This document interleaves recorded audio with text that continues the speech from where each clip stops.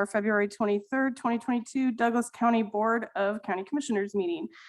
I am low tech today, left my computer at home inadvertently, so I'm gonna go off script again, give some reminders about the meeting. We will have general public comment towards the beginning of the meeting. That is for anybody who wishes to make public comment about something that is not on today's agenda. Your comments will be limited to 3 minutes apiece. If you are here in the courtroom with us first, we'll call on you before we go to online commenters on Zoom. I noticed that several of you have signed up already, having been here before.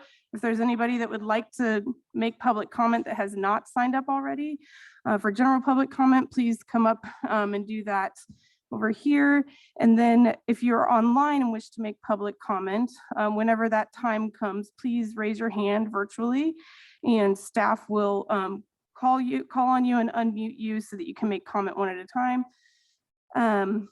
For each regular agenda item, we will also host public comment. So if you are here to make comment on either of those, please wait until we have had a presentation and discussion amongst the commission. Please direct all of your comments to the county commission. And we also reserve the right to mute or remove any speaker who's rude, vulgar, or inappropriate. And for anybody who is online that will be presenting for any of our agenda items, please use good conference call etiquette. Keep yourself muted unless you are presenting or answering a question.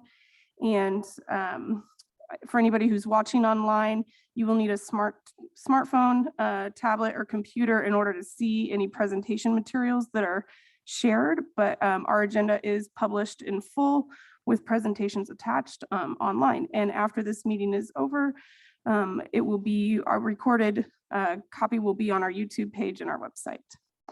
And with that, we've got a little bit of a special start to our meeting and have an award presentation that I will turn over to staff to speak more on. Commissioners, I'm going to turn it over to Robert Benecki, our Director of Emergency Management, to lead the presentation.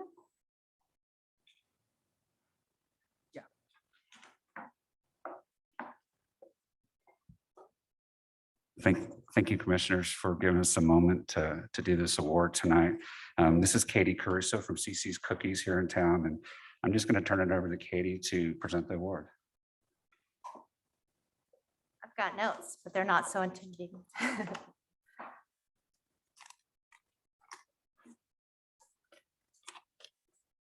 All righty. Hello, everyone. My name is Katie Caruso, and I'm the owner of CC's Cookie Company here in town. We host a Hometown Hero Award every month to a deserving community member who's actively making a positive impact.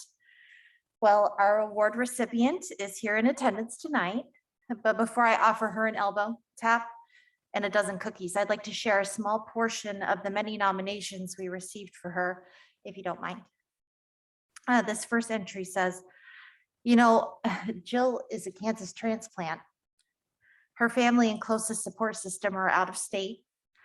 Aside from her periodic Cajun drawl and gumbo expertise, you'd never guess. Jill's a true Laurentian, and that shines through every day in her dedication and passion toward this community. Nobody expects a pandemic. Nobody expects a tornado. No, not even in Northeast Kansas.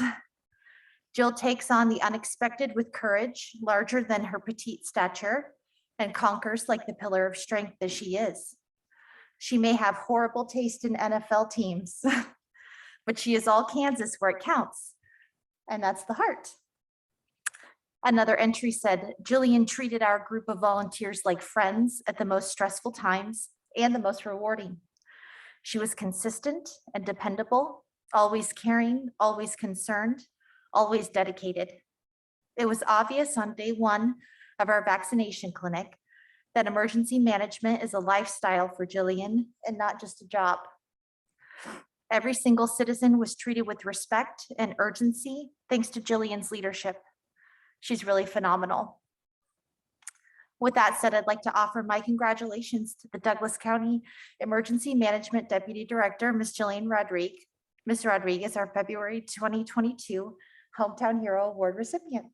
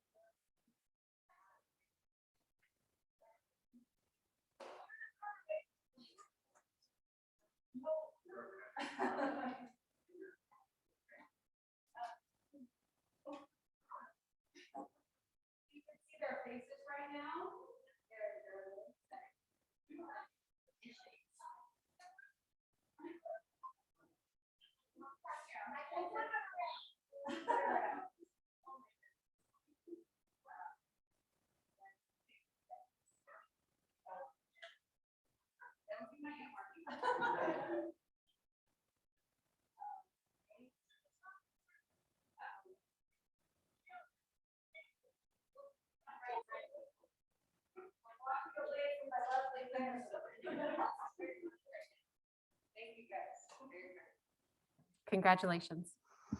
Yes, congratulations. And I will just to add to those accolades as somebody who got to meet Jillian for the first time on day one of the vaccination clinics, just soon after being sworn in as a new county commissioner, and showed up as a volunteer. And it was a well-oiled machine, and her enthusiasm and direct communication was absolutely behind how successful that first day was, and then it just got better and better. So really, I really love a good safety plan, and you seem to be a very skilled safety plan writer, so I appreciate that. Congratulations. Okay, with that, thank you all who joined us for that presentation. Have a good rest of your evening. Okay, with that, we will move on to our consent agenda. Does either commissioner wish to take anything off for discussion? Okay, we'll ask the public if anybody wishes to take something off of our consent agenda for further discussion. Seeing none in the courthouse, I'll double check if anyone's online. As a reminder, please raise your hand virtually. Okay, seeing none, I'll take a motion. Motion to approve the consent agenda items 1, 2, and 3. Second. All those in favor, please say aye. Aye. Thank you. Okay, with that, we will move on to general public comment. As a reminder, this is the opportunity to direct comments to the commission on any general county business that is not related to today's agenda. And it looks like the first person we have signed up is Megan. One thing I forgot to say before is when you do come up to the microphone, please state your name and your residence in Douglas County for the minutes. Thank you.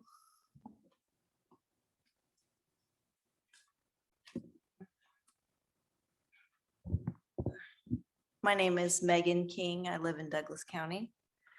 My public comment this evening will be a prayer for our commissioners to have strength, compassion, and wisdom in their decision-making processes. I ask the Holy Spirit to enter this room, every square inch, and in the name of Jesus Christ to rebuke the devil.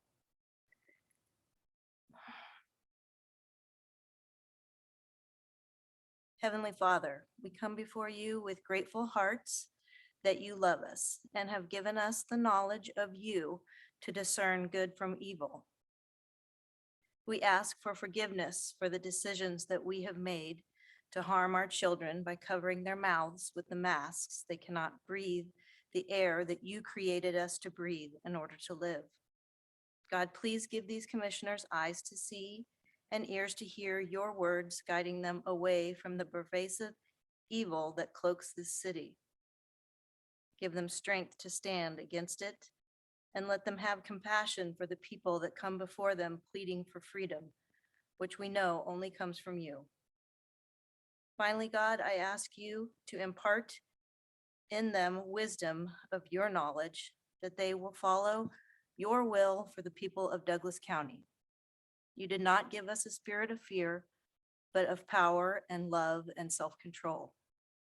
God, please remove the spirit of fear from these commissioners' hearts and replace it with strength, compassion, and wisdom. Thank you, God, for this day. I pray all this in Jesus' name. Amen. Linda?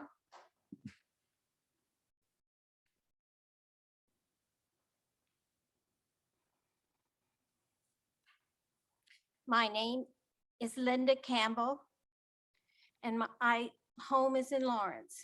I have spoken to you 4 other times concerning our duty to protect our children and keep our country free. My words seem to mean little to you, so I will read the words of our Lord God. I will read from Ephesians chapter 6, verse 10. Finally, be strong in the Lord and in the strength of his might.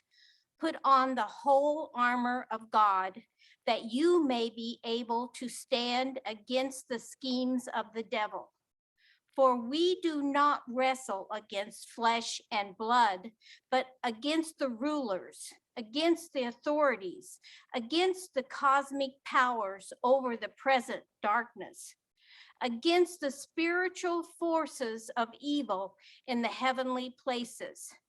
Therefore, take up the whole armor of God, that you may be able to withstand in the evil day, and having done all, stand firm.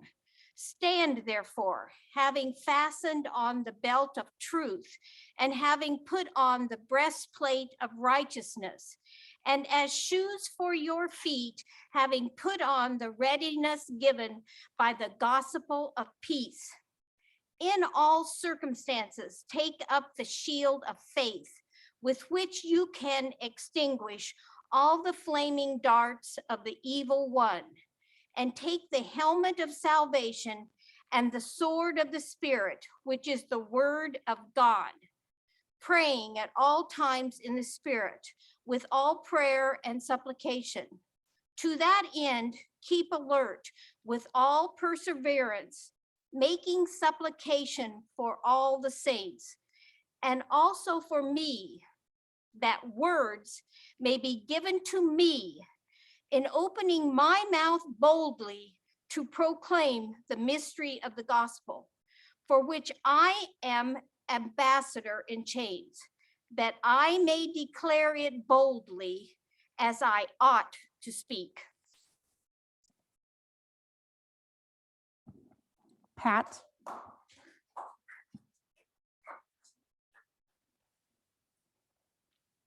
My name is Pat and I live in Lawrence. 2 weeks ago, I sent you all an email with dozens of references to studies of masks. Thank you, Patrick, for responding to my email. I hope this means you read a few of them or even scanned the list. Crickets from our 2 other commissioners. I'm a retired master's level speech language pathologist for over 45 years, and I am saddened at what is happening to our young children having to wear masks and the damage that is being done to their speech and language development, as well as their social and cognitive skills. My niece followed in my footsteps and works with young autistic school-age children. She's found her job extremely difficult and has witnessed the regression in the progress of her students have made and the reluctance to participate in her therapy program since masking. Last week, the CDC lowered their standard for childhood speech development. They came out with new guidance for measuring speech development in children by adding 15 and 30-month milestones. For example, prior to the pandemic and mask mandates, children are expected to know 50 words at 24 months. Now they raised it to 30 months. Pretty strange. This is an acknowledgement that children are developing their speech at a slower rate. You can review this data in Dr. Jennifer Zubler's article entitled Evidence-Informed Milestones for Developmental Surveillance, which is in the American Academy of Pediatrics journal published yesterday. An abbreviated summary of the changes that they've made tells us that they removed some milestones altogether. They kept others, and they transferred 1/3 of the milestones to different ages. Most significantly, they transferred 67.7% of them were moved to older ages. So what is that telling you? They're telling you that kids aren't meeting the milestones. Historically, there have been enough children meeting benchstones to establish the previous milestones. Now they're discovering enough children are not meeting these guidelines. Instead of questioning why, they raise the threshold. So it appears that children are continuing to develop as they did prior to the pandemic. Coincidentally, last summer, the American Academy of Pediatrics started deleting articles on the importance of facial recognition in childhood development while pushing masking on children. I think you really do believe that mask mandates prevent disease, but can you be courageous enough to acknowledge the harm these masks are doing and not use the CDC's manipulation of data as cover? Someday in the future, maybe not as so distant, you'll observe the error of your decisions as these young, innocent children grow up. It's easy for you commissioners to ignore us, but it takes willful blindness to ignore what these mandates are doing to our children. Please remove the mask mandate now and in perpetuity. Justin?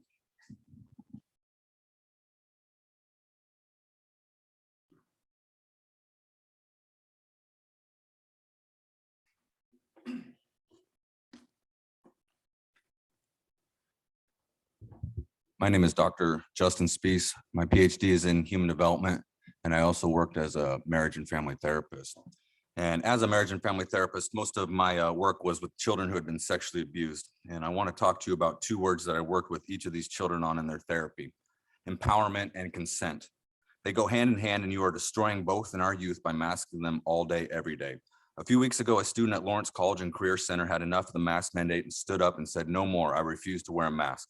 She was met with a staff member who said she couldn't possibly have trouble breathing because studies after studies after studies have shown that masks don't interfere with breathing or asthma, essentially telling her to sit down, mask up, and shut up. Teachers should be cultivating her courage. They should be cultivating her individuality, her voice, her fight, her spirit. Instead, you do the opposite. Told to sit up, or told to shut up and take it. Your voice doesn't matter. No kid can march out a step, swim against the current. Why? Where are the parents? What values are you teaching your children by keeping them silent and thus compliant? Extrapolate that into their future and see how that plays out. Silent and compliant leads to being taken advantage of, victimhood, and recipients of continued abuse, while on the other hand, being outspoken, assertive, aggressive even helps keep them safe from danger by being confident in setting boundaries, limits, knowing it's okay to say no, and if necessary, to defend ourselves against danger. And that's good. Silent and compliant tells children to just take it, don't fight it, and thus they have no fight in them and are easily taken advantage of. Is that what you want for your kids? Or do you want them to be Americans? Do you want to be Americans? Do you want to stand up and fight and proudly say, nobody tells me what to do, and those that try can go straight to hell because their opinions mean nothing? The youth are getting restless. I sense it when I stand out on the corner on my protest, and they should be getting restless. Look at the poor examples they have all around them in our community. Men wearing masks at every turn, afraid of their own shadow, emasculated to the point that they can't even say, no one tells me what to put over my face. Men allowing other grown men to tell them and their kids and their wives what to do and for how long. There are no examples in the community of people standing up for freedom. There's no one defending the kids as they continue to fall behind in their classes. Everyone showing that being an unquestioning follower is better than being their own unique individual. These are pathetic values we are showing them. So yes, the youth are getting restless, and they need to get even more restless. The youth today tend to look back on history and see how real oppressed groups fought for their freedoms, and the youth today get a sense of identity with that past oppressed group. But they're also disappointed that they don't have a real oppression situation they are in today. Well, look all around you. This is it. This is your chance to rise up against these fools and say, hell no. Compare your generation today to that of the 60s. They stood and fought against evil while you all seem content to follow these people blindly. Susie Green, USD 497 early childhood specialist, makes $72,550 a year. Why aren't you shouting from the rooftops that masks on children is child abuse? If you don't know that, then you shouldn't hold your position. Who's advocating for the well-being of these children in our district? Joe.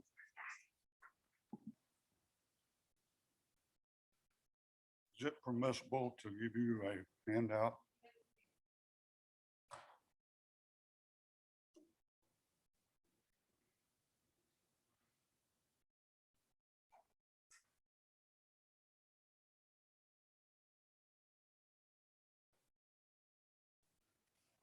My name is Joe Herrick.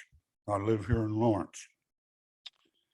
I'd like to start out with a statement from the Dakota Tribal Wisdom, and I quote, "If you realize you're riding a dead horse, the best strategy is to dismount." We've been riding a dead horse going on 3 years now. We've had mask mandates. We've had social distancing. We've had vaccines.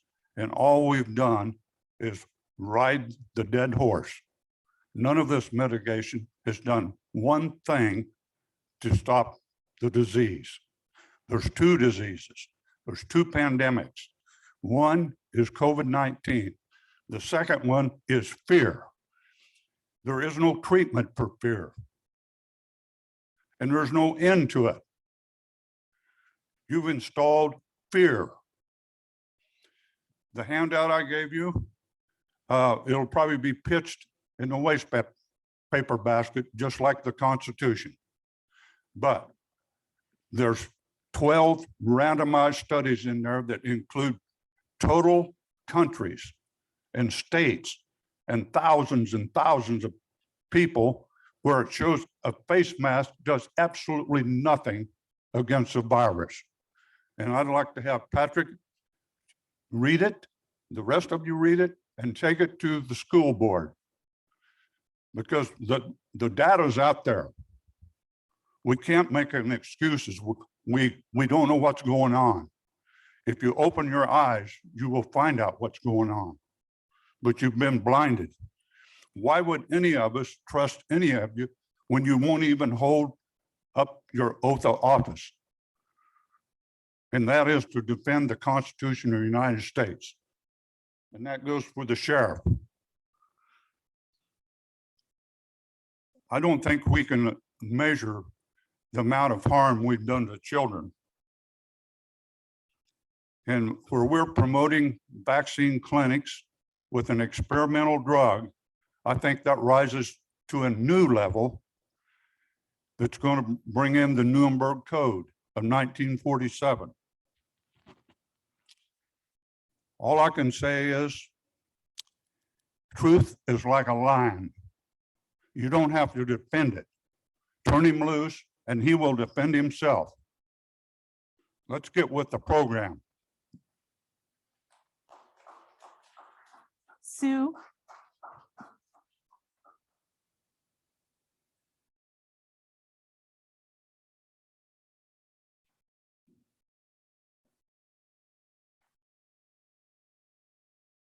Hi, my name is Sue Herrick. I live here in Lawrence.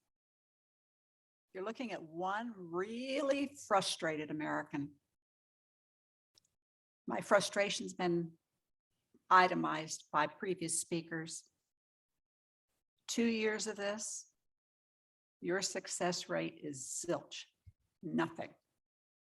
Nothing's changed. Our kids are still masked. The harm goes on. I want you to think about where you're going to be down the line from now when you reflect on what the three of you accomplished or failed to do during this time. I want you to think about in retrospect what you might have done, as we all, I think, tend to think about. What would you have done if you had been around during the era of slavery prior to 1860? What would you have done in World War II? What would you have done in the Civil Rights era? Judging by what I see here in the last 2 years, the answer is the simple one. You'd have done nothing.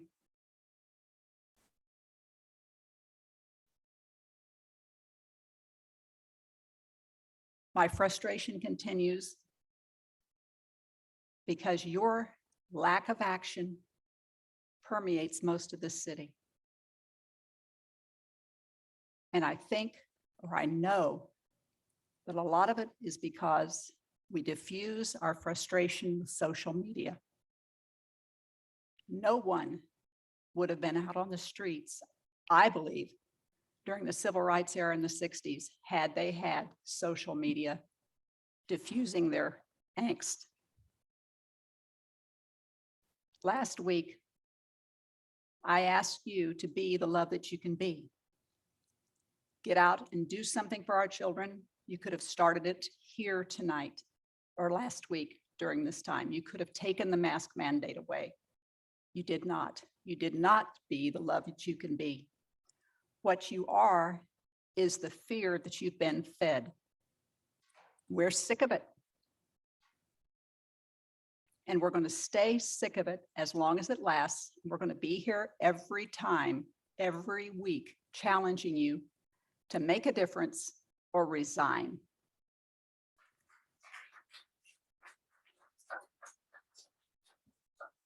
Stephen?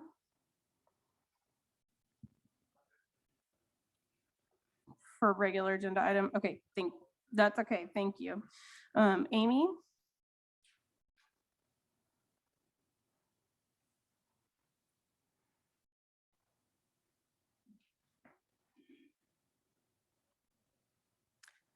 My name is Amy Boffman, and I'm a Douglas County resident. I'd just like to say the mask mandates are ridiculous. Children have outstanding immune systems. It's doing damage to them in so many ways, depending on their age, as well as depressing their immune systems.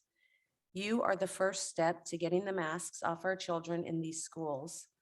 My daughter is about ready to quit school because of the masks.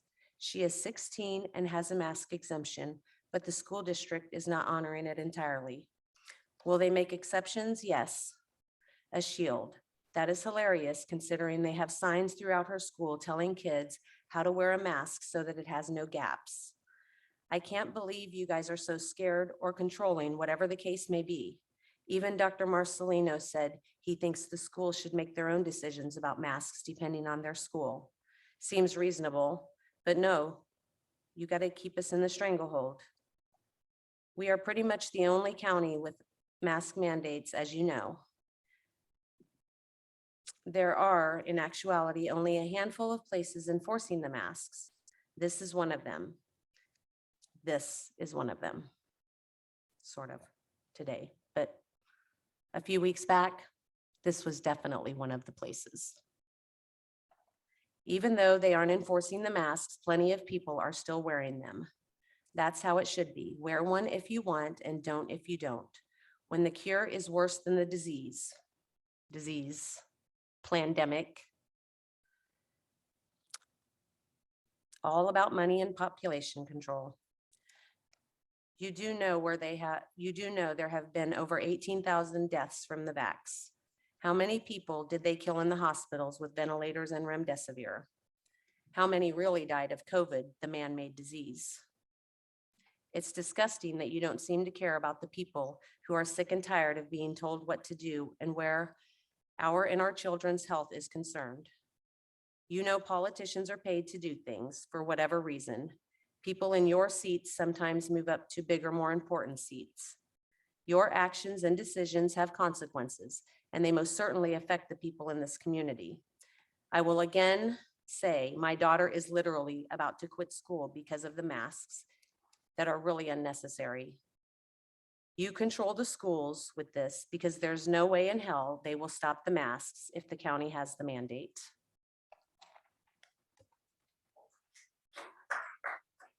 Brian.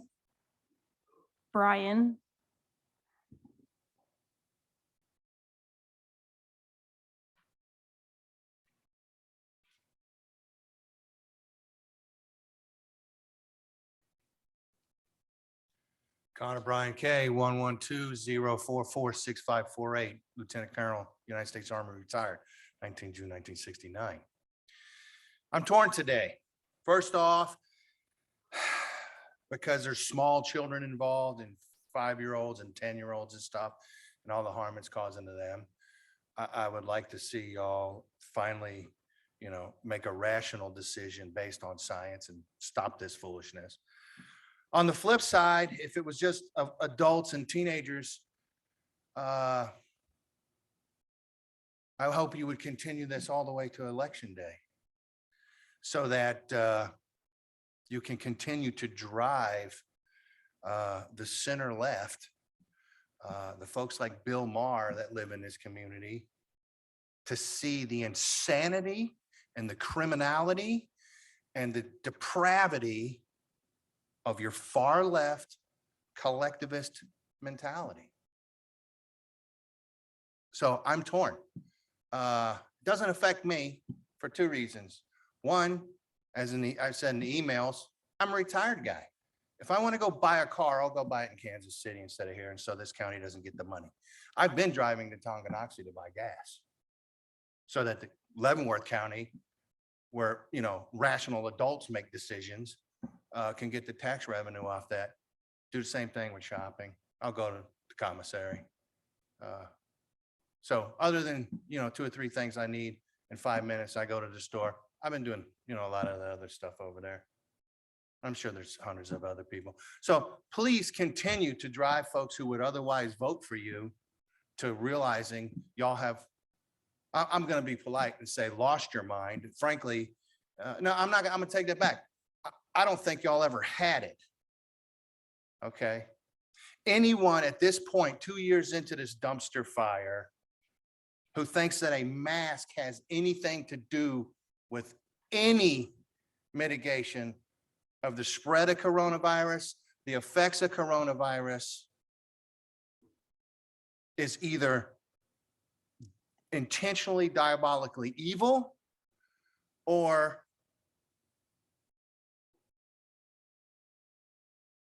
has diminished mental capacity.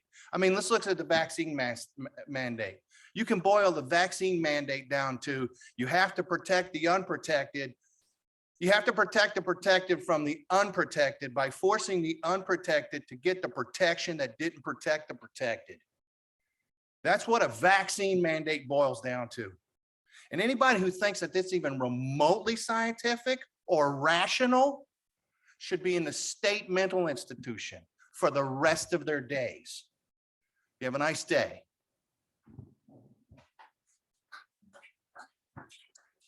Is there anybody here that did not sign up that would like to provide general public comment? Okay, I see your hand. Please come forward.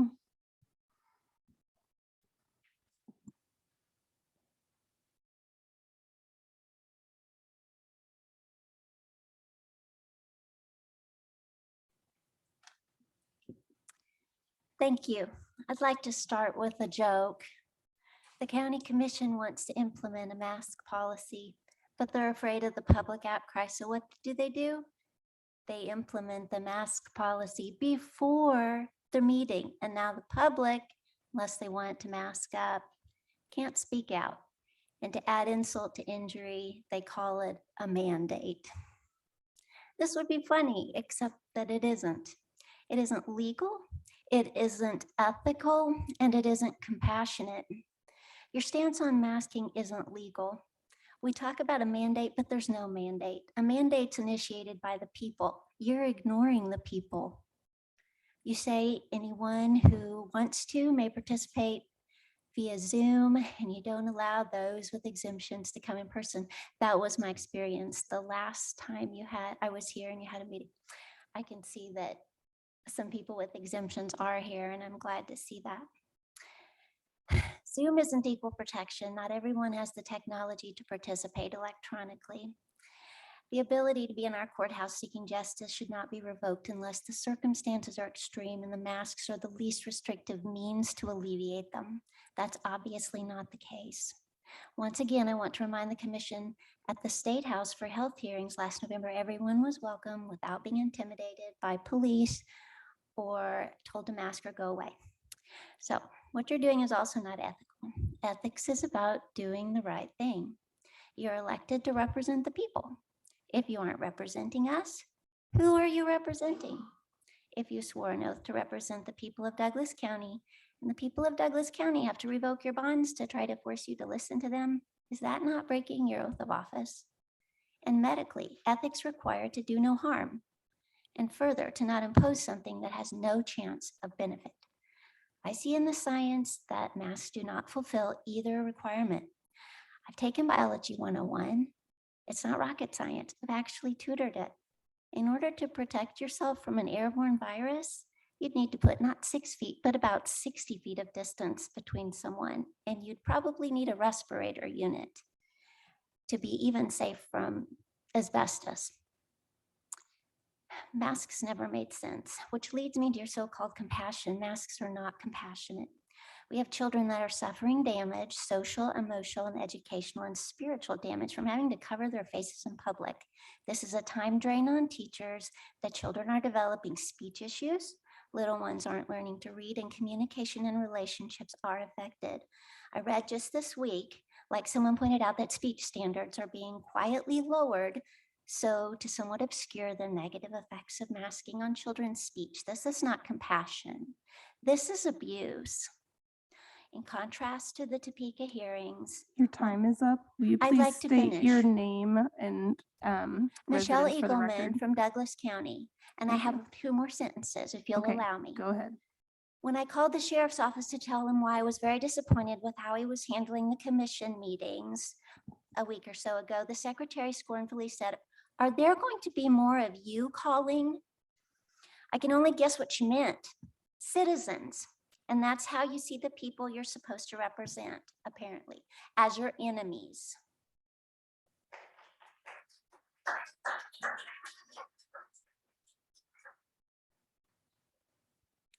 One last call for public comment here in the courthouse. I see somebody standing up, so please come forward first.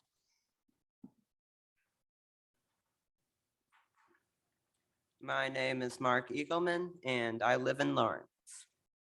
8 industrial hygienists recently wrote a letter to the CDC, NIH, and other top US government officials to weigh in on the flawed CDC mask guidance. Their 27-page letter points out serious flaws in the CDC mask guidance. They made 4 key points. 1, recommending N95 masks is inappropriate for the general population and children. 2, the CDC has issued harmful guidance for masking children that contradicts manufacturers' recommendations, worldwide standard practice, and CDC's own guidance, and without appropriate risk-benefit analysis. 3, the CDC continues to ignore the fact that COVID-19 is primarily spread by aerosols, not droplets, making mask use mostly ineffective.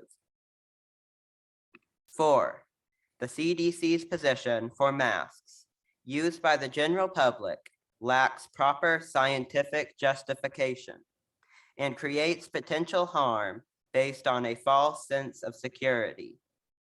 Their conclusion is that the CDC is doing enormous damage to science and scientists by allowing politics to indicate public health policy rather than actual science. Increasingly, and for good reason, as we have illustrated, the public does not trust the CDC and its science. This must change. The industrial hygienists are right. The CDC is wrong. And they're not going to admit it because it would be a tacit admission that they have been giving out unscientific advice through the entire pandemic that has made the problem worse. Thank you.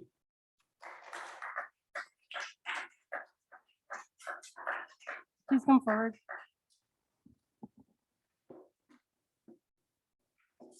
Hello, my name is Kinsey. I live in Douglas County, and I come here today speaking with a really heavy heart, honestly.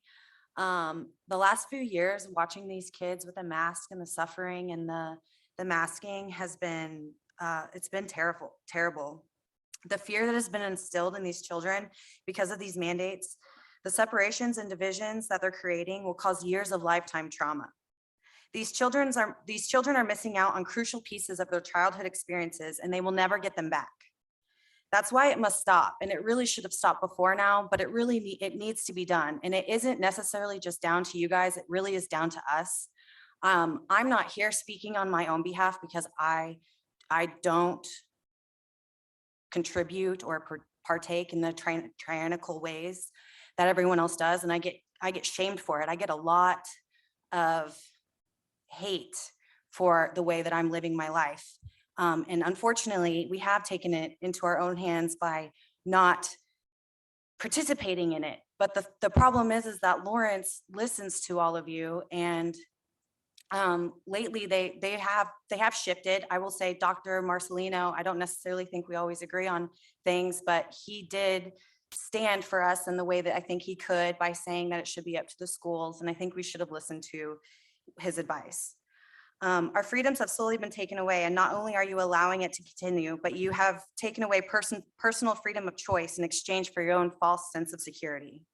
And I didn't actually come to just speak to the committee because I've learned that in the last several times I've been here that you don't really listen to us. If nothing else, it kind of feels like you make your decisions and you kind of rub in our faces because of the things we say.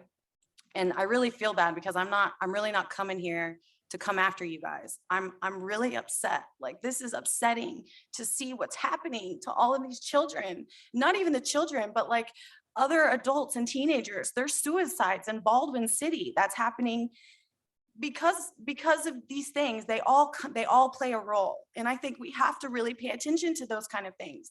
The mental health crisis is the real problem. Sorry, excuse me. It's really upsetting. So I just want to say that we've been following the money, and it's really astonishing to see what's going on in this county.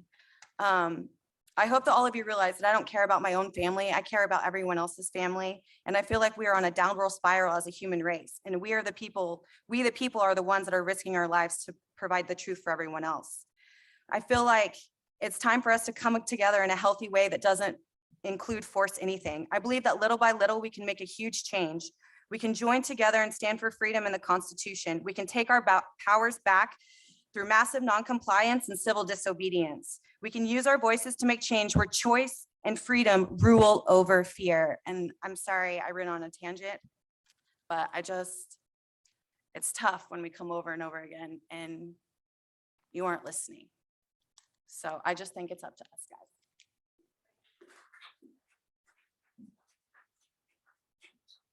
guys. Go ahead.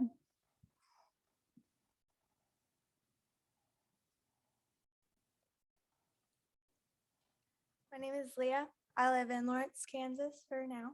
We're trying to find a house in a different county to get away from the madness. My comments are specifically directed to the deputies. Back in January, the principal of Swagler School put a 9-year-old boy outside to wait for a ride home for not wearing a mask. The weather was below freezing and the boy had only a jacket. Was the principal justified in following orders? Consider the effect of forced masking. This principal, Jared Comfort, was doing his duty. How many of you officers are just doing your duty? Where will you draw the line? What are you willing to do to keep your job? In Canada, peaceful protesters were sprayed with pepper spray, exposed to tear gas, and one lady was trampled and seriously hurt by a policeman on horseback. That might shock you. You might react, I would never do that. But you have, and you will, if you don't stand up for the rights of people to peacefully petition their government for redress of grievances. This is in the Constitution of the United States, and that is what you are sworn to uphold. There is nothing in the Constitution about petitioning with masks on, or with the consent of authorities, or on Zoom unless you wear a mask. History can and will repeat itself if people do not understand that the right to petition their government is an absolute one, not to be given or taken away by the government. Thank you.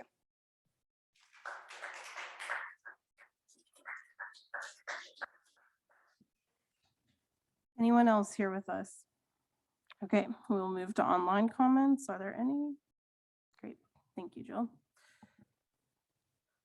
Commissioners, the first person that I see is Nick Calderwood. Nick, I'm going to promote you to the panel and you can unmute and offer your public comment. Oops. Oh, shoot. Nick, you can go ahead and unmute. Hello? Yeah, go ahead. Okay, thank you. So yeah, the mandate for the mask is getting kind of ridiculous. Last time you said that you wanted to keep the mandate in place because of a feeling, because you wanted to set policy based on your feelings. It really makes me wonder if you have any values. If you what your real thought process is behind the mandate. It makes me wonder if you believe in medicine, if you believe in vaccines, because if you believed in vaccines, we wouldn't be wearing masks. That would be the opposite of what you'd be doing. So I don't really understand why we continue to have a mandate, especially since every county around Douglas County does not have a mask mandate. So it seems kind of silly to still have one. But if you want to keep it, I guess that's what it is. And the thing we'll have to do is just vote you out. So I hope you lose. Take a see out.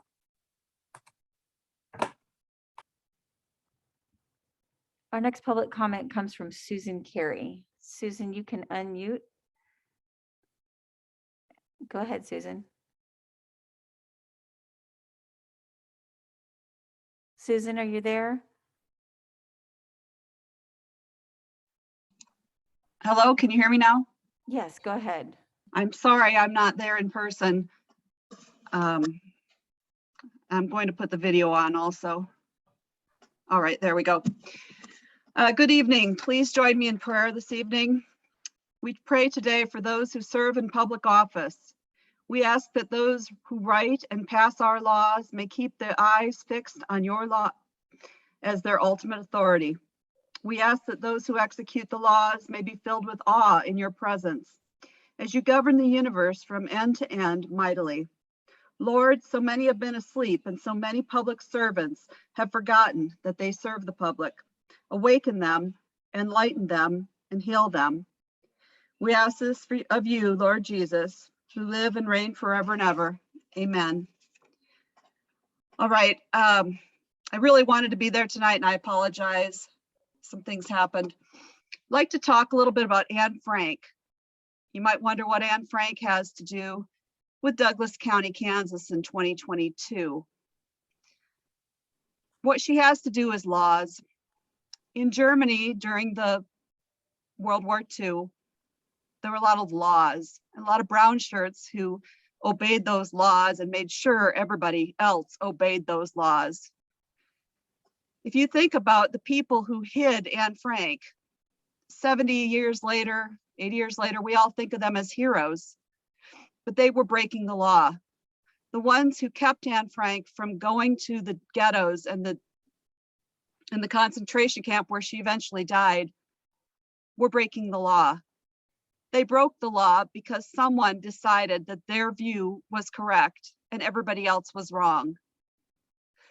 The people who turned Anne Frank in, they were the heroes. They were following the law. Just because there's a law does not make it correct.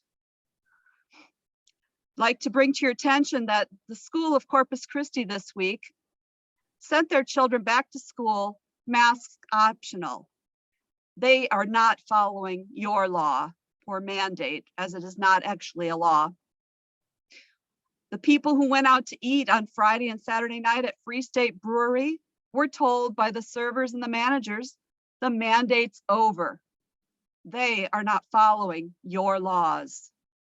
It's time that once again, I implore you to please vote to rescind this mandate. It's not right. It's not good. It's harmful and history will judge it as such. Thank you for your time.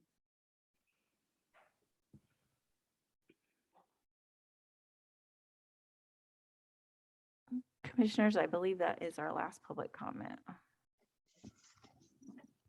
Thank you, Jill. Okay, with that, we will close general public comment and move on to our regular agenda.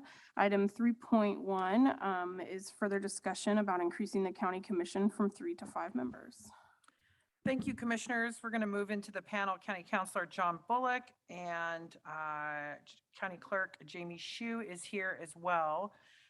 While they're moving into the panel, we really don't have a formal presentation planned for you on this item tonight. We basically wanted to have legal counsel available to take direction from the commission and have any further discussion or questions that, you know, either legal counsel or Jamie could answer, and then respond to what the commission would like us to do next. So we'll get them.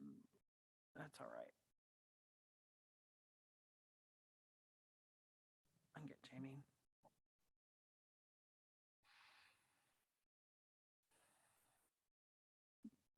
So, you know, maybe it would just, I think at this point, we could just turn it over to commissioners for further discussion. Thanks, Sarah. I appreciate that. This is Commissioner Reed. I thank you, Jamie, for being here with us again this evening on this topic, and John for joining us for some further guidance. Just as a recap, over the past year, we have had a number of discussions, both in county commission meetings during our regular agenda, And we had a work session about it early last year.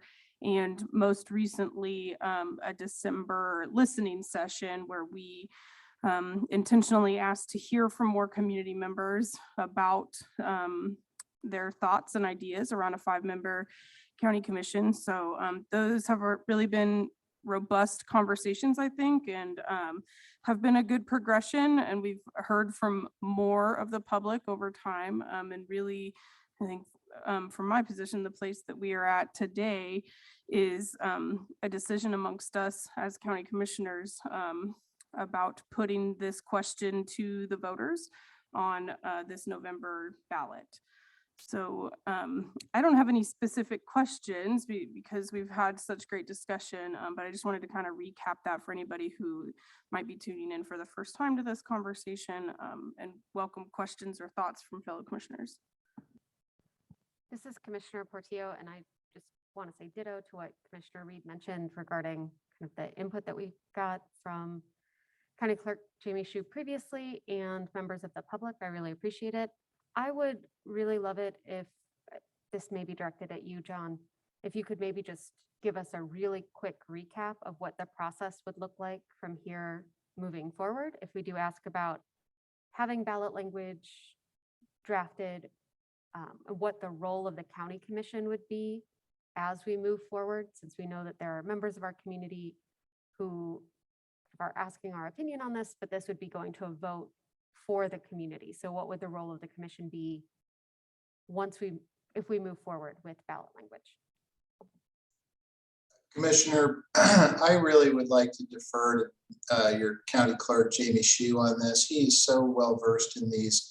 I've looked at it, I've read the statutes, and I've read the materials he put together, but he's really your best subject matter expert on that. I'd be happy to answer questions as well, but if it's okay with you, Commissioner, I would suggest we ask Jamie to respond to that question. Of course. Go ahead, Jamie. Commissioners, the ballot language is actually pretty simple. It is one simple question that says, shall the county commission move from 3 to 5 districts? So it's a pretty straightforward question that would be on the ballot. It would be like anytime when the county commission did the sales tax question and so forth, you can't really take a stance. You can do informational type of things, but your role really is kind of limited in that situation. As we kind of discussed, there's nothing that requires you to produce any maps prior to that election. The maps don't get drawn until after November. It is a pretty compressed timeline from November to January. When I spoke to the Leavenworth County Clerk, they did have some potential maps prior to their vote in November, but they were very clear that they weren't voting on the maps, they were voting on the question. So I think we have to be a little cautious about, like, if the commission were to produce some maps, that it would be interpreted that those are the maps. So I think as a commission, my guidance would be to have to let that conversation really play out in the community. Thank you. I don't have any questions. I think we've had a lot of good discussion about it, and maybe I'll start if it's okay. Well, maybe we want to do public comment first, and then we can start our discussion about it. All right, thank you both. It's Commissioner Reed again. We'll go ahead and open this up for public comment. We'll take comments from anybody in the courthouse first. Stephen Crane, I know you were signed up, so I'll go ahead and call on you first. And then I'll see if anybody else here with us would like to provide comment.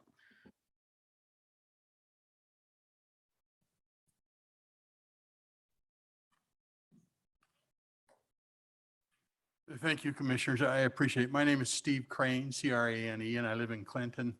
And I've been here a couple times before, and I've talked about all of the clearly obvious reasons we need to move forward with this. And I sincerely appreciate the commission stepping up and getting our attorney, John, to write the thing up. And Jamie Shue's been, as usual, a tremendous support. So I don't really have anything of great import to add. I'm just really appreciative that you're moving forward. Thank you. Thanks for joining us. Thanks for your comments. Brian?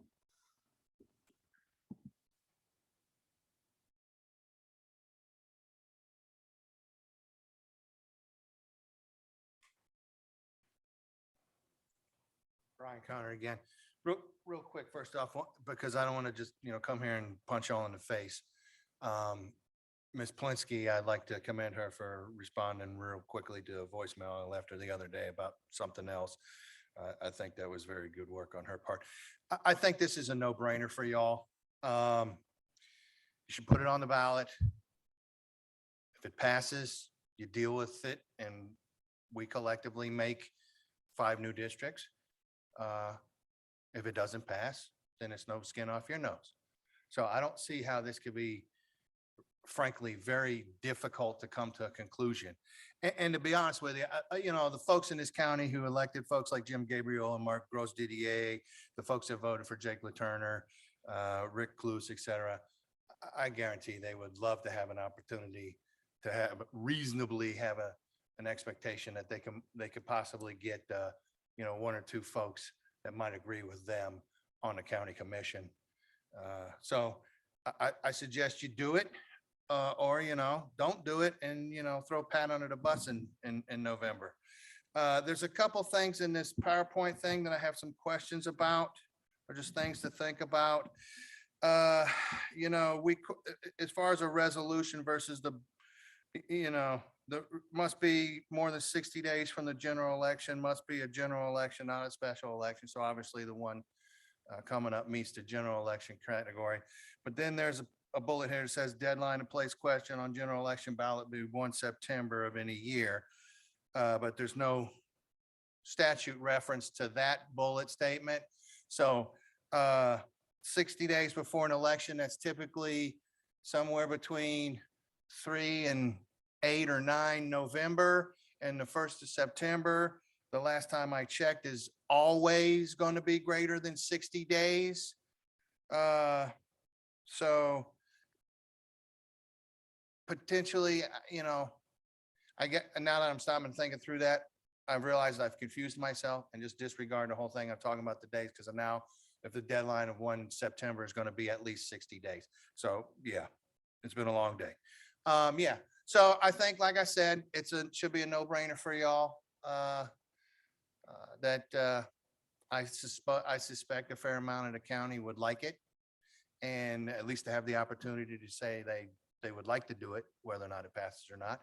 And I think, at the direct democracy kind of level that we're at here in the county and city kind of level, we're not just not presidential election stuff or constitutional amendment. Do it and deal with the results one way or the other. It's pretty much idiot proof from my perspective. Thanks. Is there anybody else here with us? Please come forward. Thank you.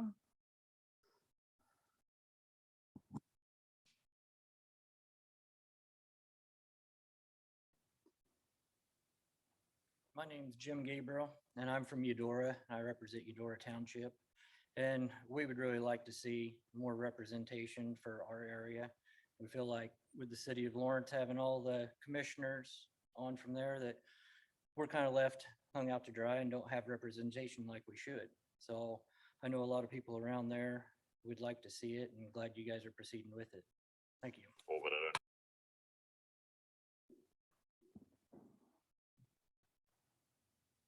Sheriff Armbruster.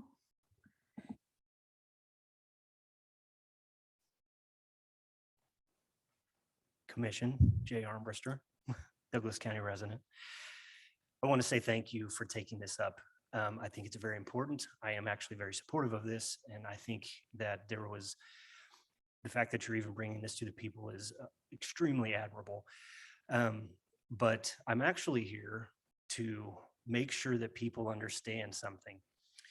The city of Lawrence contains 80% of Douglas County's population, while we are 475 square miles, of which about 100 square miles probably or less is the city of Lawrence. 80% of our population is within the city of Lawrence.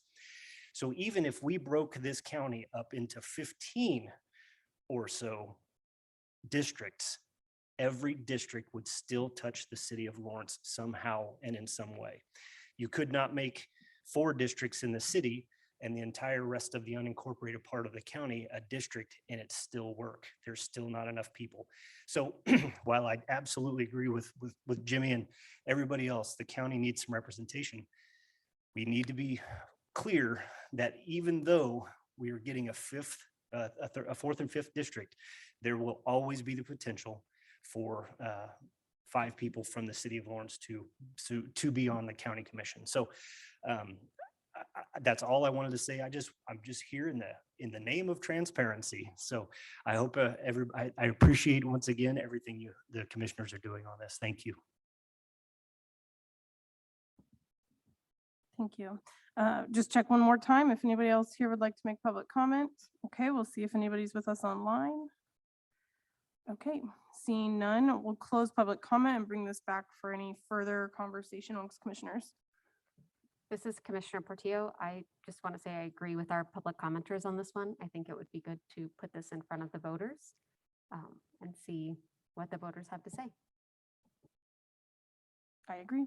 Yeah, I'm in the same place, but I think the conversation we just had with public comment sort of illustrates how we got to continue to educate people about how dividing 5 districts in Douglas County, what impact that will have. So I think we need to continue to ask those in the public who are really involved in this issue to continue to stay involved. Just putting it on the ballot, I just want to make sure people know what they're voting for there. This is Commissioner Reed. I appreciate those comments and think that from the beginning of this conversation that we've been having as a commission together, and then also I believe in individual conversations that we've had with folks throughout our districts, there are a lot of nuances to this process and to this consideration. And so I think that there are a number of really great points and issues that have been brought up by folks in our county about the benefits of this. And so I'm really eager to see what the voters at large feel about this question.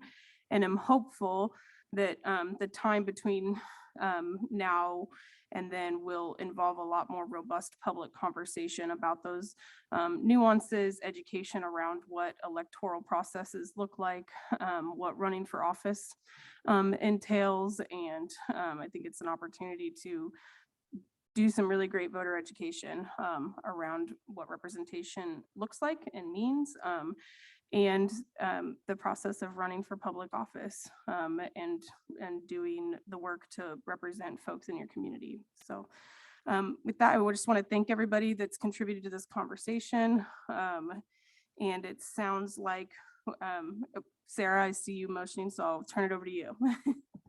Commissioner, yeah, I think it would be helpful to have a motion to direct county council to prepare ballot language.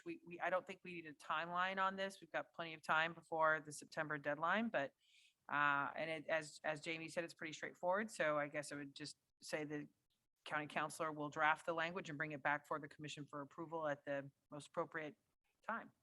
Thank you, Sarah. Yeah, I was just getting ready to ask if somebody could. This is Commissioner Portillo, and I move to direct county council to draft ballot language related to increasing the size of the Douglas County Board of County Commissioners. Second. All those in favor, please say aye. Aye. Okay, great. Thank you. All right, with that, we'll move on to item 3.2, another presentation from administrative staff about a funding agreement. Jill, is this yours? Yes. All right, thank you. Commissioners, I'm going to move Rebecca Beaford into the panel from Tenants to Homeowners. And then I'm also going to move David Tucker, who is the regional coordinator for the Douglas County Balance of State Continuum of Care, into the panel. I am going to, I provided some background information in the AIR regarding the request, and we're asking the commission to allow the county administrator to authorize the agreement that would provide the requested funding of $155,000 out of the one-time $500,000 grant that the county received from KDADS this past year to support a Housing First pilot initiative.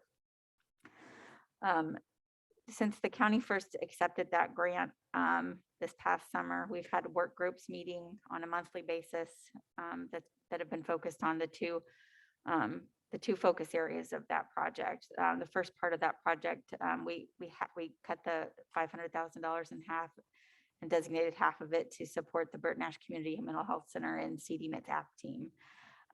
That work is well underway, and that team is building and starting to serve clients and is making a good amount of progress, I'm pleased to report.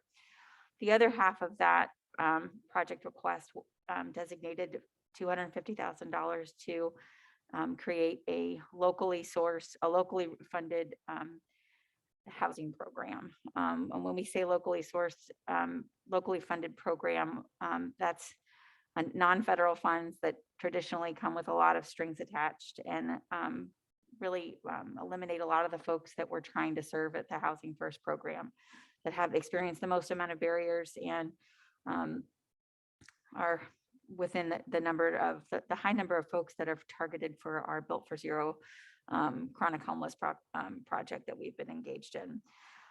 That group has been meeting monthly, and over we tried to explore options for how we could acquire units to actually house folks. You have to have housing to do Housing First. It's the first step. And we continue to run into roadblocks. And I want to allow a couple minutes first. I think David Tucker is incredibly well suited to talk about the challenges that he's faced as a provider in his previous position with the homeless outreach team. But today, as he facilitates the coordinated entry meetings biweekly and some really intensive case coordination on the other weeks on how to house our chronically homeless and priority populations, I want to let David talk a little bit about some of the barriers that led us to using these funds to acquire a physical property. So David, go ahead. Yeah, hey, thank you, Jill. So I'm open to any questions anybody wants to ask, but I have a couple of points that I'd like to put out there. There's a lot of obstacles currently in finding housing regarding Housing First clients. Lawrence and all of Douglas County has a very notoriously high rent requirement for most people and a lot of difficult requirements. A lot of places require 3 times the rent. They require a good rental history, or they require a cosigner. And that's very difficult for a lot of our Housing First people. Those are all barriers that we need to address, that I think that this program does address. Because these people aren't others, they are literally the people in our community, and they require our assistance with this rental crisis that we have. There's a lot of challenges with landlords willing to rent to the clients that we're targeting. We're targeting 2 subsets of the population here: the invisible homeless, those who are living with friends and family, and those who are very vulnerable, who are SPMI or severely and persistently mentally ill or chronically homeless. There's an inherent bias against renting to those with a problematic housing history. I think that's pretty easy to understand for people.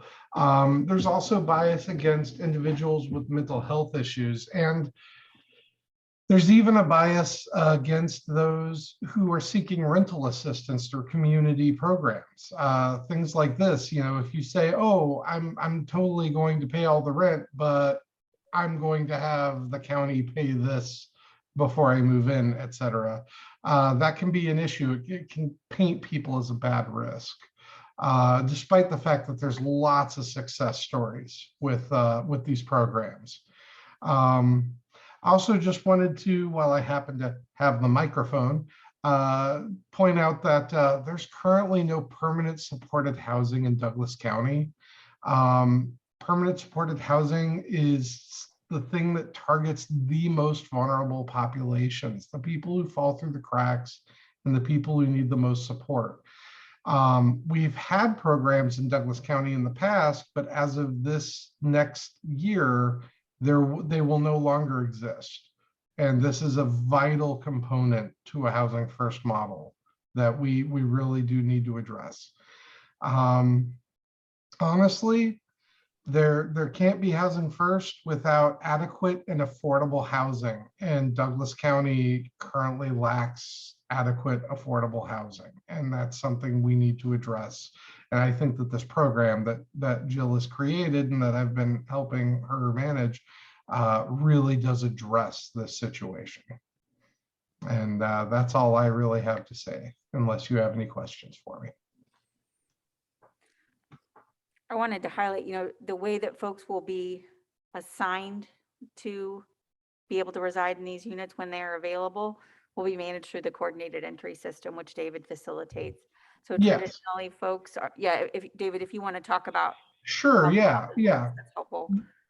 The coordinated entry system uses an acuity score that basically looks at people's vulnerability, how vulnerable they are in their position in our community, based on violence against them, financial situation, children that are with them, et cetera. And so there's a couple of criteria that we use, and that's why we're trying to do a split with this approach, because we want to address the highest acuity, the most vulnerable people in our community, and give them a place that will let them be safe and have some support from their case managers and such. But then there's also the other people that currently they don't get addressed very often throughout the coordinated entry system because they're, for example, let's just take a family that have children that are living at another family member's house, sleeping on their couch. That's what we call the invisible homeless. They're the people that they aren't going to get noticed because according to HUD definitions, they are not homeless, even though they do not have a home. And so that's going to be our other approach with this, is targeting some of those people and seeing if a housing first method would be right for them. Since we control the money here, this is not a HUD-based program, they do not need to use the coordinated entry system while all other HUD programs do. So we can utilize that list, use it as input to try to give us a good idea of people and their situation. But we can also pick people that are lower on that list that would just be never addressed because they are too low, too far down on the list.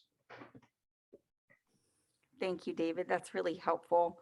And that second population, that invisible homeless, that's a group of folks that are highlighted in the preliminary report and findings that we've got from KU, Center for Public Partnerships. They're folks that are continue to be on the coordinated entry list because there's no solutions for them. And I think it's fair to say, even because they don't qualify as homeless according to the HUD standards, that doesn't mean that their vulnerability is any less significant, because more often than not, they're doubled up. They could be with an abuser or an equally dangerous situation. So we're using these funds to, yes, target the traditional housing first, most vulnerable, high acuity folks, but also look at the folks that are, as David has said, are our invisible homeless, that our friend Dana Ortiz at Family Promise is always reminding us to think about those folks and to come up with some strategies and solutions for them.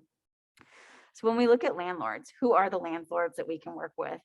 The landlord that has a very strong partnership and track record with working with area agencies is Tenants to Homeowners. I want to give a shout out to Marielle Ferrero with the Housing Authority. She's the landlord liaison who initially said, what if we looked at some programs, some partnerships with Tenants to Homeowners?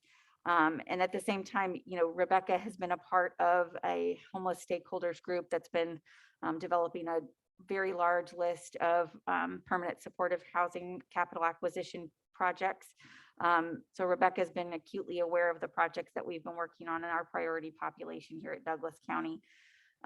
So that led to a conversation with Rebecca around how can we partner with Tenants to Homeowners as the landlord. And Rebecca just happened to have this opportunity of the duplex that is going to be purchased with this particular agreement. But Rebecca's with us today. And Rebecca, if you just briefly talk about how Tenants to Homeowners works with programs like this and how you see the success of this program moving forward. Thank you for having me, Jill. I'm Rebecca Beaford, Executive Director of Tenants to Homeowners. And the last several years, we really have kind of seen the need in the community of the most vulnerable populations. And going from when I first started 20 years ago, we had 15 units of rental housing. We now manage 122 units. And David, I know we don't officially have SPMI permanent supportive housing, but we actually have 35 units of permanent housing that has supports, because 20 of those units are for people with physical disabilities and 11 of those are for DV survivors that are permanent. And 4 of those are for, homeless. Again, they may move on and outside of that, but those units are permanently provide a level of supports outside of just basic rental management. So, there's this spectrum and we know some folks need 24/7 level supports, and that's what we're trying to do here. But Tenants to Homeowners has informally, over the last 20 years, we've done rental management for truly affordable units. And many of those affordable units have had federal funds that target special populations or populations that need more supports to stay housed. So I think over the years, we've learned a lot about what does that look like, not only from a rental management standpoint, what kind of options, instead of just kicking someone out when they break a rule once, how do you make that more trauma informed and more, okay, how do we set healthy boundaries, but we give them opportunities to learn about staying housed and becoming sustainably housed. And when you come straight from homelessness, sometimes that's not going to happen in one day. I shouldn't say sometimes, it will never happen in one day. So we have to have a process as a community.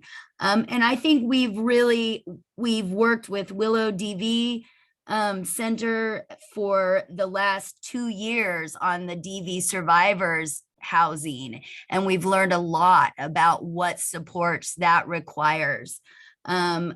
We now have 3 units for foster kids aging out of foster care, and we're working with O'Connell's shelter to really have programming to keep them and move them to independent living. And so all of these things are really leaning towards how can we collaborate with Willow, who knows domestic violence and helps there, the O'Connell shelter, who knows foster kids and independent living skill building. But we know trauma-informed rental management, affordable housing, and what that looks like to help people stay housed. So these kind of collaborations, it just makes a lot of sense to have a rental manager that their mission is to work with people and keep them housed, as well as the additional supports we want to provide these folks. So I'm really excited to keep moving forward. And my goal is to have, many more rentals that are permanent supportive housing, because that's what our community needs. So again, we love these collaborations. We think working with David and the coordinated entry system will be great. To really get into that and have units and be able to say when we have units that we can place people in. And so these 2 duplexes are ideally located, and or I should say 1 duplex, 2 units, 2 bedroom, 1 bath, fully accessible units. and next to 7 other units that we manage. So there's some efficiency with that. But on the bus route, you know, right in the middle of town, I just feel like these will be a real, and the owner has worked with TTH before and offered them well below market value, even though they're in very good shape. So this is just an opportunity we don't want to pass up. I'm happy to answer any questions about any of the programming, but I'm so excited that, you know, again, David's roadblocks, you know, requiring a certain amount of income and certain credit scores. We don't look at any of that. So again, those are all things that we're kind of used to, lowering those barriers. And so it makes sense to start with us, maybe show that and create some programming around how that works. And then hopefully we can get some other landlords involved. Yeah, I think having the track record of this program and being able to show other landlords that this can work with the right supports and the right partnerships, we're really looking forward to that part. But we'll stop talking and answer questions. This is Commissioner Reed. Thank you, Jill. Thank you, David and Rebecca. Appreciate all your work on this. And I would agree that it seems like there's a lot of alignment here, and this is a great opportunity. One question I have that I don't think I heard either of you touch on is, so we talked about some of the common barriers for affordable housing period in our community and how layered that is. And you touched on quite a few of them. And we kind of have all the pressure points in our community, I think, right now. So it's a lot of barriers that we are collectively overcoming and the individuals and families are experiencing. The thing I didn't hear anybody mention was criminal history and criminal background and what that screening looks like. And my work as an advocate, that's a really common barrier that people come up against. And so sometimes the strategy is to help with expungements, but as you all probably know, that's a lengthy process of its own, has a number of barriers within it. So I'm just curious, that's a particularly big barrier when it comes to getting permanent housing choice vouchers and the HUD guidelines being as restrictive as they are. And then we also know that it, for many private landlords who may not accept those subsidies, that's another kind of ingrained barrier. So Rebecca, could you speak specifically to tenants to homeowners policies around that? Yes, and I want to answer that these supportive service housing units will not have any barriers regarding that because they will have supports. And we actually do, many of our units have lower barriers for those reasons. For example, even the DV units, if it's a felony, but it's part of the domestic violence pattern and it was, you know, the abuser called them on it and they often have a, you know, a similar DV battering, you know, record, like we will consider that and not look at that. So, you know, each of the populations, we can create policies on to really lower those barriers that specifically hurt them. But these, there's going to be so many wraparound supports that those are things that we're willing to, you know, give, say we're not going to look at that. Or if we look at that, we consider that and other wraparound supports and how are those mitigated. So I really think these supportive service units will not have any of those rules. Obviously, with 122 units, some of our units have to have those rules.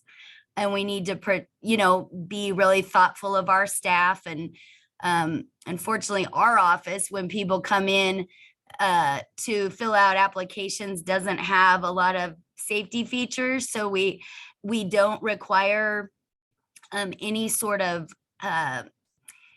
fee to turn in an application. And so some of that, to give no one, you know, to lower the barrier on fees for an application, we also can't look at everyone that's going to have criminal history that we wouldn't allow. So we're kind of trying to be transparent on some of that for certain populations. But I think these units will have much lower barriers than even some of our other units. We can do different barriers on that and really think about, because it has mitigating circumstances and it has folks that are going to have different wraparound services, that's okay. That will work. Yeah, I'd like to speak to that. As far as I know, and between Jill and I and Rebecca and our discussions, criminal background is not going to be an issue for these, especially for those people who are at the top acuity score who usually have some kind of criminal background. That's not going to really factor into this, because everybody who's involved in this program is going to have intensive case management. And that's not just with the tenants to homeowners contacts and such. That's going to be through the Burt Nash Act team. That's going to be through Heartland Radac. Everybody's going to have, very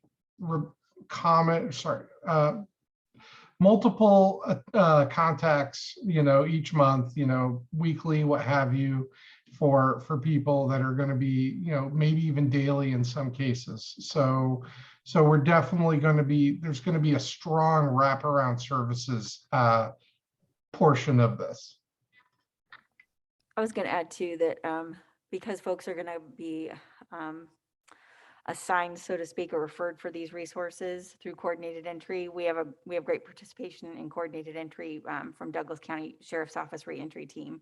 So the folks that they're putting on that list and that they're advocating for, and I'm pretty sure they were advocating on behalf of one at a recent coordinated entry meeting, because we're getting referrals from partners in our criminal justice system that are referring folks that they think would be good fits, but for their criminal history, they're not finding any other resources. I feel like we've got a good system set up, so to speak, to try to make sure we're meeting that population's needs. Commissioner Reed, thank you everybody for those responses. I am very glad to hear that these particular units, and because of the supports that are built in, will remove that barrier effectively. And I hope that moving forward with future projects that Douglas County is a part of in particular, but also just, in all of the community work that I think is being done around really bringing about some sea change in the way that people access housing here and supports for that we continue to interrogate that question and really consider what values we are communicating when we put those types of questions on rental applications, and that it is a pretty significant barrier for folks. And I'm glad to hear that there's conversation around that. And I just want that conversation to really continue, and that, tenants to homeowners, you're obviously the leader in affordable and accessible housing units, and really having the type of property owner, landlord tenant relationships and programs that support that and give and account for things like mitigating circumstances, and believe in second chances. And I also am someone who believes that we can always interrogate that a little bit further and consider what kind of value statements we're communicating to folks when we do ask those questions, and initially exclude people on the basis of something on paper that we don't yet have any context for. I don't have any further questions. Thank you for that. Do other commissioners have questions? Okay. With that, we'll go ahead and open it up for public comment. Brian, do you have a comment? Okay, go ahead and come forward.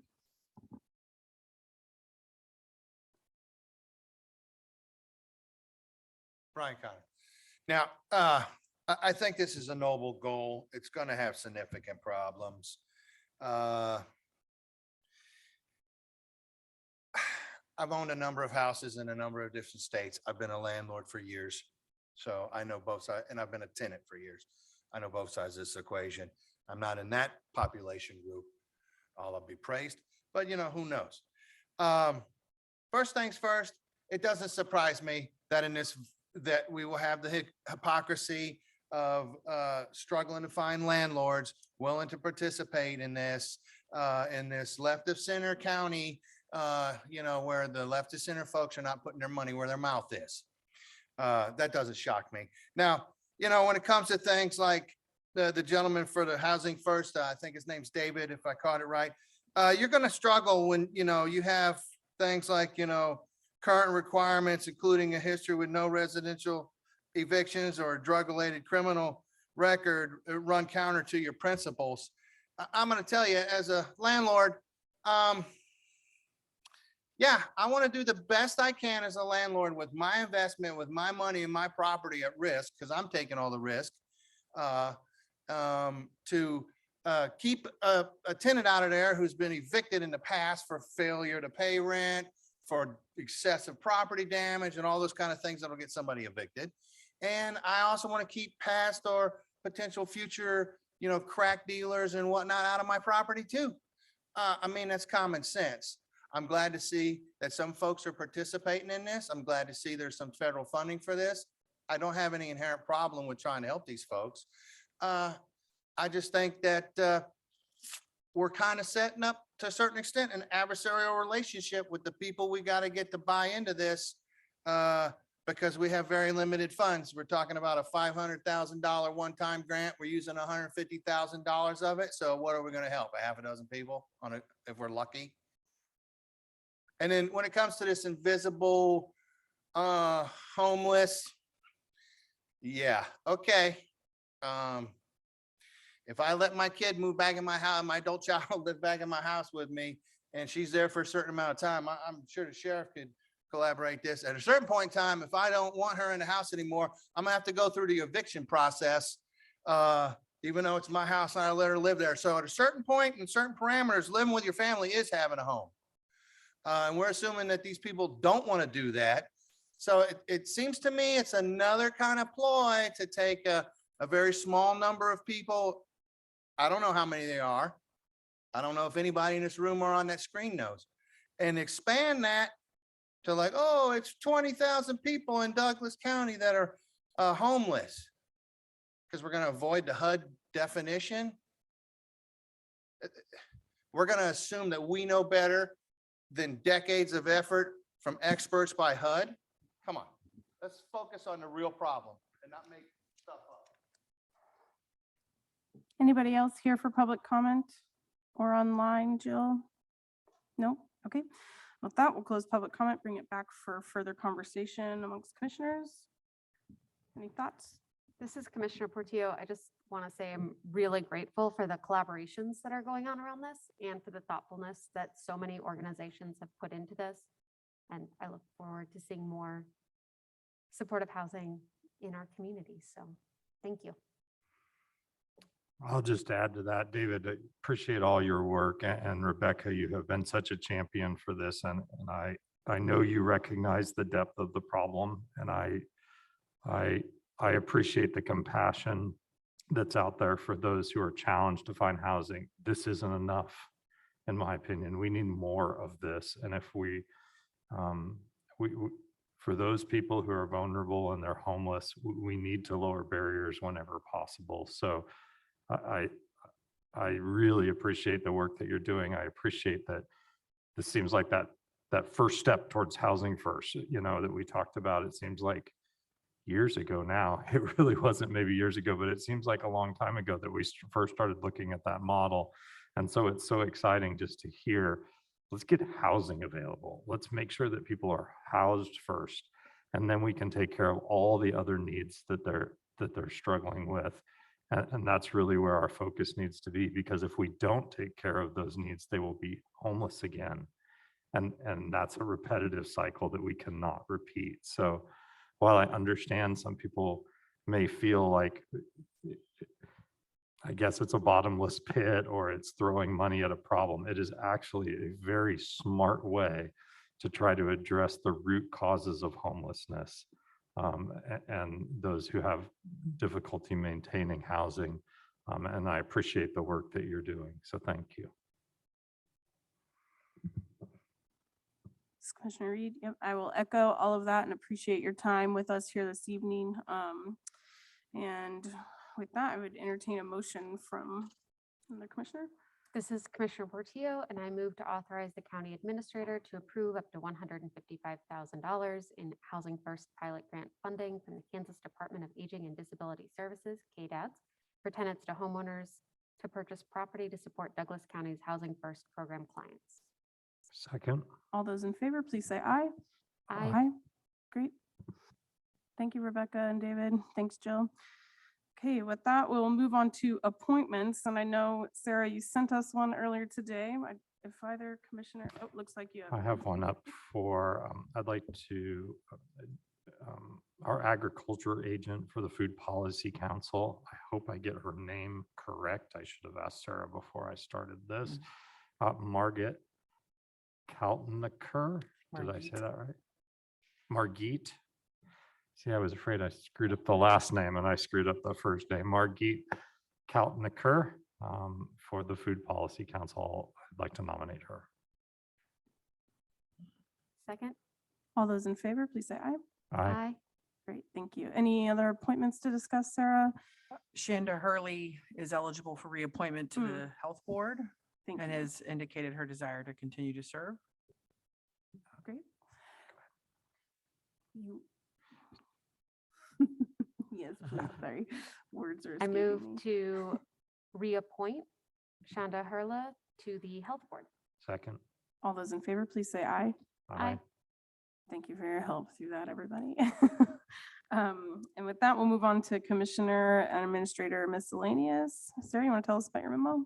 Yeah, thanks, Commissioners. My memo's in the packet. The only thing I want to make sure I point out is that we are scheduled to have a work session next week at 4 o'clock on the solar text amendment, which is currently being deliberated by the Planning Commission at this very moment.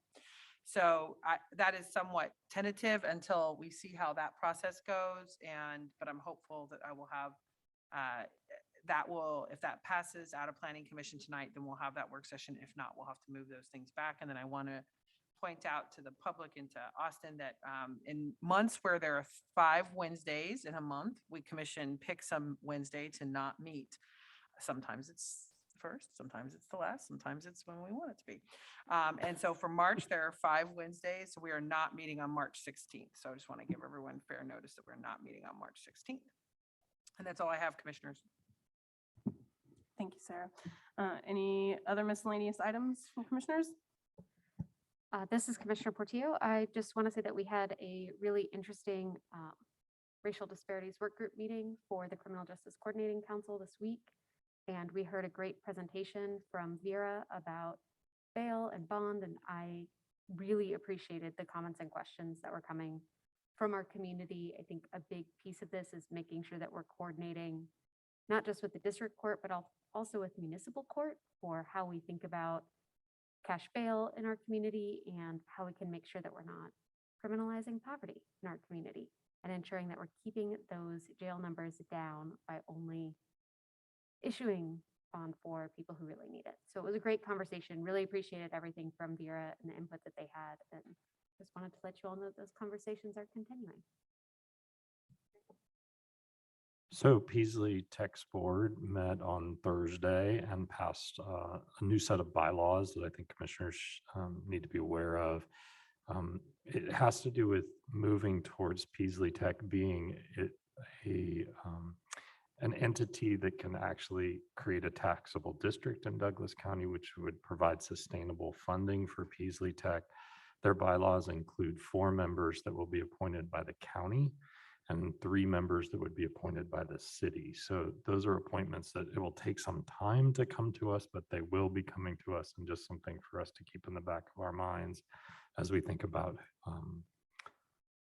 who we'd like to select for those roles. And I think it's a really great step for Peaslee Tech.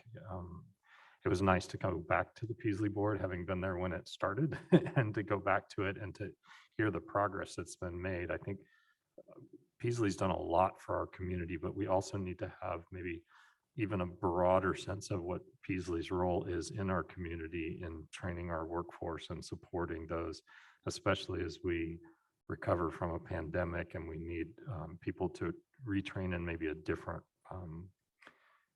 skill set to find employment. Peasley does a great job of connecting with the employers in our community. I think there are some ways that they could connect better with some of our other post-secondary institutions in town and some other organizations. So I just want us to be really thoughtful about that. I'm sure we'll bring more, and Sarah will bring more about that, but I think that was a big change that happened at Peasley that the commissioner should be aware of. Great, thank you both for those updates. This is Commissioner Reed again. I do not have anything to share, so I believe that brings us to the end of our meeting, and we are adjourned until next week.